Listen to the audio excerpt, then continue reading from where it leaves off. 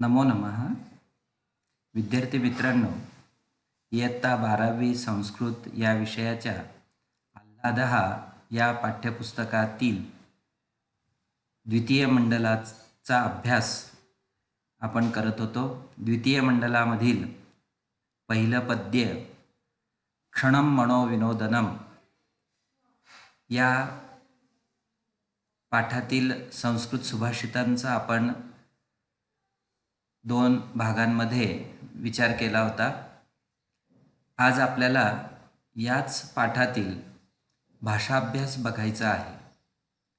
भाषाभ्यासामध्ये माध्यम भाषया संदर्भम स्पष्टीकुरुत असं सुरुवातीचा पहिला प्रश्न आहे आणि त्या पहिल्या प्रश्नामध्ये एकूण 4 वाक्य दिलेली आहेत. प्रत्येक वाक्याचं ससंदर्भ स्पष्टीकरण करायचं आहे. त्यामध्ये संदर्भासह स्पष्टीकरण जरी म्हटलेलं असलं तरी सुद्धा वाक्याचा अर्थ हा लिहिणं अपेक्षित आहे. त्याचप्रमाणे संदर्भ कोणत्या पाठातून घेतलेला आहे, पाठाचं नाव देऊन आणि तो संदर्भ लिहायचा आहे. त्याचप्रमाणे स्पष्टीकरणामध्ये संपूर्ण श्लोकाचा भावार्थ लिहायचा आहे. अजून तुम्हाला त्याविषयी वेगळे श्लोक टाकता आले तरी तुम्ही देऊ शकतात. त्याचप्रमाणे काही म्हणी आठवल्या त्या अनुषंगाने तर तुम्ही तेही त्या ठिकाणी अधिक सविस्तर स्पष्टीकरण करू शकतात. आणि शेवटी वैशिष्ट्य हे लिहायचं असतं. वैशिष्ट्य म्हणजेच या वाक्यातला विशेष काय आहे, या वाक्यातील विशेष असं जे काही छोटी गोष्ट असेल, छोटा एखादा आशय असेल तो त्या ठिकाणी मांडायचा आहे. याप्रमाणे तुम्हाला संदर्भासह स्पष्टीकरण करायचं आहे. दुसरा प्रश्न उचितम कारणम चित्वा वाक्यानी पुनर्लिखत. यामध्ये उदाहरणादाखल मी तुम्हाला पहिले दोन प्रश्न सोडून दाखवतो आणि मग नंतर बाकीचे प्रश्न तुम्हाला सोडवायचे आहेत. पहिला प्रश्न वायुना याचकः न नीयते. यतः वायूने याचकाला नेले नाही. कारण काय कारण असावं? पहिलं कारण 2 कारणं दिलेली आहेत. 2 कारणांमध्ये पहिलं एक चुकीचं असतं, एक बरोबर असतं आणि मग आपल्याला शोधायची असतात की बरोबर कोणतं आहे वाक्य. तर मग पहिलं वाक्य बघूया. याचकः वायुना सह गंतुम न इच्छति. तर याचक हा वायूबरोबर जाऊ इच्छित नव्हता. आणि दुसरं आहे याचकः वायुम किमपि याचेत इति वायुः बिभेति. तर मग तो त्याच्याबरोबर जाऊ इच्छित नव्हता असं होतं का? नाही. तर मग दुसरं जे उत्तर आहे तर हे उत्तर आपल्याला या ठिकाणी सांगता येईल. याचक हा वायूस काही मागेल आपल्याकडे म्हणून तो त्याच्याबरोबर त्याला वाहून नेलं नाही. म्हणून हे दुसरं जे उत्तर आहे तर हे आपल्याला सांगता येईल हे बरोबर उत्तर आहे. त्याचप्रमाणे पुढचं आपण बघूया. तर पुढच्या याच्यामध्ये कवीही दारिद्र्यम नमती. यतः तर कवी दारिद्र्याला नमस्कार करतो. त्याचं कारण काय आहे? तर पहिलं आणि दुसरं 2 कारणं दिलेली आहेत. एक बरोबर एक चुकीचं. आणि त्याच्यामध्ये दारिद्र्यम नाम काचित देवता. दारिद्र्य नावाची अशी कोणतीतरी एक देवता आहे. आणि दुसरं आहे दारिद्र्यात स सिद्धः जातः. तर दारिद्र्यामुळे तो सिद्ध पुरुष झाला आहे. तर कोणतं कारण बरोबर असावं? तर हे दुसरं कारण जे आहे ब, तर ते बरोबर आहे. तर मग या पद्धतीने तुम्हाला त्याच्या पुढचे जे 3 राहिलेले प्रश्न आहेत तर ते प्रश्न सोडवायचे आहेत. तुम्ही पाठ्यपुस्तकातील पद्यामधील जे काही श्लोक आहेत त्या श्लोकांचा भावार्थ तुम्हाला कळलेला असेलच. त्या अनुषंगाने तुम्हाला या 3 प्रश्नांची उत्तरे सोडवता येतील. पुढचा प्रश्न बघूया. उचितम वाक्यांशम चित्वा वाक्यम पुनर्लिखत. तर हाही प्रश्न अतिशय सोपा आहे. उष्ट्राणाम विवाहेषु, उंटांच्या विवाहामध्ये कोण प्रशंसा करतात, कोणाची प्रशंसा करतात आणि कशाची प्रशंसा करतात? तर गर्दबाहा रूपम प्रशंसन्ति, गाढवे रूपाची प्रशंसा करतात आणि गाढवे आवाजाची प्रशंसा करतात.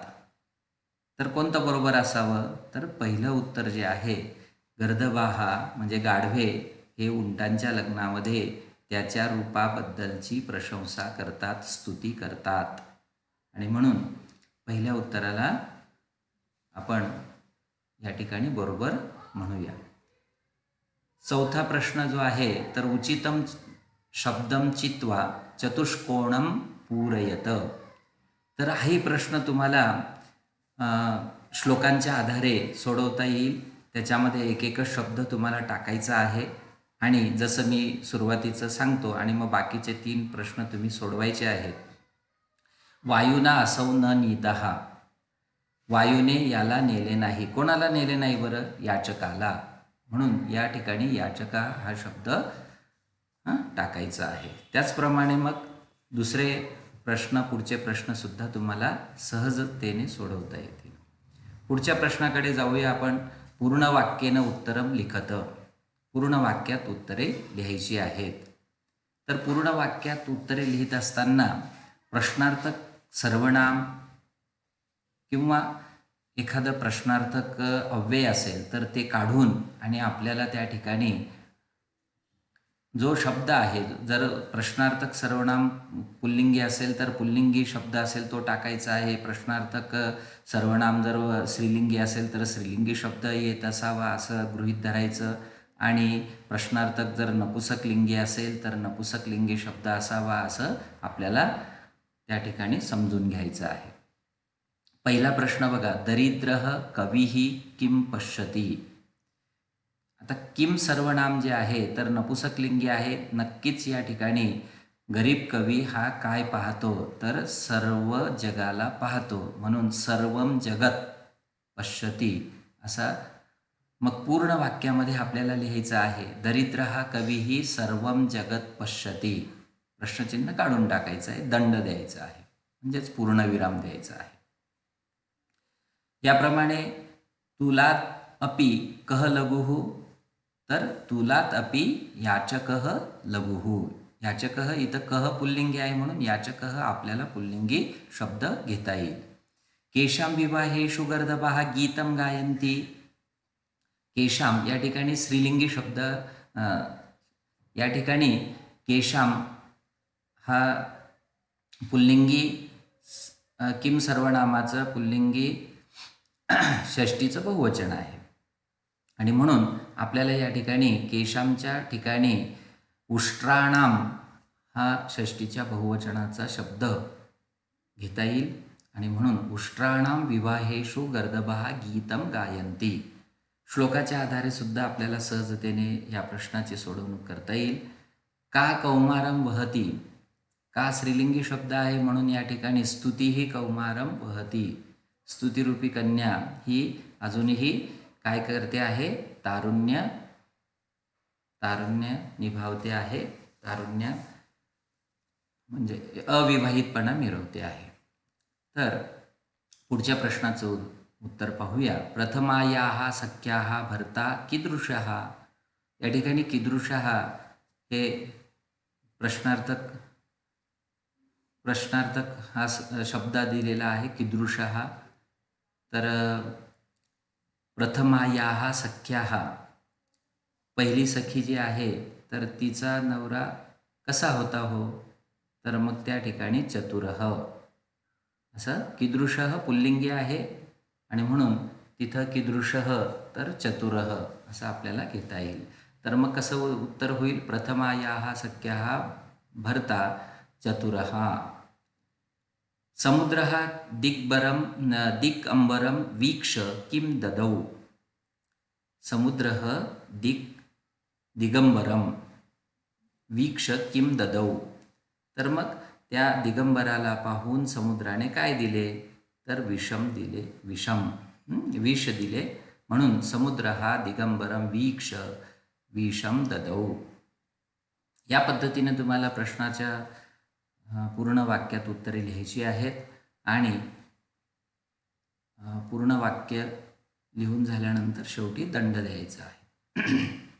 पुढचा प्रश्न बघूया. 6वा प्रश्न. वाक्यम पुनर्लिखित्वा सत्यम सत्यम लिखत. मी उदाहरणादाखल 1-2 सांगतो आणि मग बाकीचे तुम्हाला सोडवायचे आहेत. याचकात तूलहा लघुतरहा अस्ति.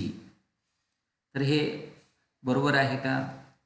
याचकाहून कापूस अधिक काय आहे, हलका आहे. तर हे विधान चुकीचं आहे. म्हणून या ठिकाणी आपल्याला चुकीचं आहे पूर्ण वाक्य लिहायचं आहे आणि मग असत्यम सत्यम लिहायचं आहे. याचकात तूलहा लघुतरहा अस्ति. एतत् वाक्यम असत्यम अस्ति असं लिहिलं तरी चालेल आणि असत्यम असं शब्द लिहिलं तरी चालणार आहे. दुसरं वाक्य बघूया आपण. कविही दारिद्र्यस्य प्रसादात सिद्धः जातः. तर हे बरोबर आहे. कवी दारिद्र्याच्या कृपाप्रसादामुळे सिद्ध पुरुष झालो आहे असं कवी म्हणतो आणि म्हणून हे बरोबर आहे. आणि मग गर्दभाणां विवाहेषु उष्ट्राः गीतं गायन्ति. तर गर्दभाणां विवाहेषु नक्कीच नाही. म्हणून मग हे विधान चुकीचं आहे. तर उष्ट्राणां विवाहेषु असं आहे. स्तुतिकन्यायै संतः न रोचन्ते. तर स्तुतिरूपी कन्येला असंत न रोचन्ते असं आहे. म्हणून हे विधान कसं आहे, चुकीचं आहे. पुढच्या प्रश्नाकडे वळूया आपण. रेखांकितं पदमाधृत्य प्रश्न निर्माणं कुरुत. तर प्रश्न निर्माण करायचे आहेत. या ठिकाणी पहिला प्रश्न जो आहे, तृणात तूलहा लघुः. तर तृणात हा शब्द पंचमी विभक्तीमध्ये दिलेला आहे आणि म्हणून पंचमी विभक्तीचंच आपल्याला किम सर्वनामाचं पंचमी विभक्तीचं प्रश्नार्थक सर्वनाम घ्यायचं आहे. मग काय होईल, कस्मात. कस्मात तूलहा लघुः असं आणि नंतर प्रश्न चिन्ह शेवटी द्यायचं आहे. त्याचप्रमाणे गर्दभाहा. तर पुल्लिंगी प्रथमा बहुवचन आहे म्हणून तिथं किम सर्वनामाचं पुल्लिंगी प्रथमा बहुवचनच सर्वनाम घ्यायचं आहे. तर मग पुल्लिंगी सर्वनाम किम सर्वनाम कसं येईल, कहा कौ के. तर गर्दभाच्या ठिकाणी के उष्ट्राणां विवाहेषु गीतं गायन्ति असं ते संपूर्ण उत्तर होईल आणि तिथं प्रश्नचिन्ह शेवटी द्यायचं आहे. स्तुतीही सद्भ्यः न रोचते. तर स्तुती ही सज्जनांना आवडत नाही आणि म्हणून सद्भ्यः ज्यांना आवडते किंवा नावडते त्याची चतुर्थी विभक्ती होत असते. म्हणून हे सद्भ्यः चतुर्थीचं बहुवचन आहे आणि म्हणून तिथं आपण केभ्यः असं जरी प्रश्न किम सर्वनामाचं प्रश्नार्थक सर्वनामाचं हे रूप लिहिलं तरी चालणार आहे. केभ्यः न रोचते, स्तुतीही केभ्यः न रोचते. आणि चौथा आहे लक्ष्मीही वासो विहीनं विजहाती. तर लक्ष्मीहीच्या ठिकाणी आता हे सर्वनाम स्त्रीलिंगी आहे तर तुम्ही स्त्रीलिंगी शब्द लिहायचा आहे आणि मी काही ते सांगत नाही, तुम्ही याचा विचार करून आणि लिहू शकतात. पुढचा प्रश्न आहे 8वा. सर्वनामस्थाने नाम, नामस्थाने सर्वनाम प्रयुज्य वाक्यम पुनर्लिखत. तर पहिला आहे नमः तुभ्यम. तर तुभ्यम हे युष्मत सर्वनामाचं चतुर्थीचं एकवचन आहे. ज्याला नमस्कार करायचे त्याची चतुर्थी होत असते आणि म्हणून दारिद्र्य अकारांत पुल्लिंगी या शब्दाचं दारिद्र्याय असे चतुर्थी विभक्ती एकवचन होईल. नमः तुभ्यम, त्या तुभ्यमच्या ठिकाणी नमः दारिद्र्याय असं होईल. तसंच या ठिकाणी असौ हे पण याचकः असं आपल्याला त्या ठिकाणी सांगता येईल. बाकीचे 2 प्रश्न राहिलेले ते तुम्ही सोडवायचे आहेत. पद्यांशात विशेषणम चिनुत. तर पद्यांशामध्ये काही विशेषणे आलेले असतील तर ते विशेषणे तुम्हाला टाकायची आहेत. जसं तूलः लघुतरः असं एक विशेषण आलेलं आहे. तर भरता चतुरः आणि बाकीचे 2 तुम्हाला सोडवायचे आहेत. तर संधी तालिकां पूरयत हा सुद्धा काही संधी विग्रहसुद्धा तुम्हाला पाठ्यपुस्तकामध्ये दिसून येतील आणि अन्वयामध्ये आपण करून घेतलेलेच आहेत. तर ते तुम्ही सोडवायचे आहेत. आणि संधी करा शेवटचा तिसरा, तर तोही त्या ठिकाणी श्लोकामध्ये संधियुक्त असा शब्द दिलेला आहे, तो तुम्हाला लिहिता येईल. पृथक्करणं कुरुत जालरेखाचित्रं पूरयत हा 9वीपासून 9वी 10वी 11वी 3 वर्ष तुम्ही याचा अभ्यास केलेला होता. रेखाचित्रं पूरयत आणि म्हणून फक्त एवढंच सांगतो मी, समुद्र हा ददौ, तर समुद्र देतो, कोणाकोणाला देतो, ज्याला द्यायची त्याची चतुर्थी असते आणि म्हणून कस्मै कोणाला दिली, तर मग इथं पितांबराय अशी चतुर्थी विभक्तीचा वापर करायचा आहे आणि इथं दिगंबराय अशी चतुर्थीचा वापर करायचा आहे. आणि काय दिलं मग, पितांबराय लक्ष्मी ही आणि दिगंबराय इथे विषम, असं आपल्याला 4 शब्द तिथं लिहायचे आहेत आणि ते लक्षात ठेवायचे आहेत. त्याचप्रमाणे पुढचा जालरेखाचित्रमध्ये 4 समासांची नावे लिहायची आहेत. कवीने ज्या श्लोकामध्ये समासांची नावे घातलेली आहेत ती नावे या ठिकाणी 4 नावे तुम्हाला द्यायची आहेत. मग द्वंद्व समास असेल, द्विगु समास असेल, अव्ययभाव समास असेल, बहुव्रीही समास असेल, कर्मधारय समास असेल, या 5 पैकी कोणत्याही 4 समासांचा समावेश तुम्हाला या ठिकाणी करायचा आहे. आणि उपक्रम दिलेले आहेत, तर ते उपक्रम तुम्ही घरी वहीमध्ये लिहू शकतात. विनोदपराणी अन्यानी सुभाषितानी अन्विष्यत. काही ग्रंथांच्या मध्ये वेगवेगळ्या प्रकारची विनोदपर अशी सुभाषितं तुम्हाला जर वाचण्यात आली असतील तर तुम्ही त्या ठिकाणी नक्कीच त्यांचा संग्रह करू शकता. त्याचप्रमाणे सुभाषिताने संवाद रूपेण लिखत, हीच सुभाषिते तुम्हाला संवाद रूपामध्ये लिहिता येऊ शकतात. आणि तिसरा जो आहे सुभाषिताने कंठस्थी कुरुत, सुभाषितांचा तुम्ही संग्रह करणं आवश्यकच आहे, परंतु ती संग्रह करून उपयोग नाही, तर ती जर तुम्ही पाठांतर केलीत नक्कीच तुम्हाला त्या पाठांतराचा उपयोग मग वक्तृत्व स्पर्धेमध्ये त्याचा उपयोग होऊ शकेल. त्याचप्रमाणे निबंध लेखनामध्ये, मग तो इंग्लिश निबंध असो, मराठी असो, हिंदी असो, कोणत्याही निबंध लेखनामध्ये तुम्हाला त्या सुभाषितांचा वापर करता येऊ शकतो. विद्यार्थी मित्रांनो, आज आपण इथेच थांबूया. धन्यवाद.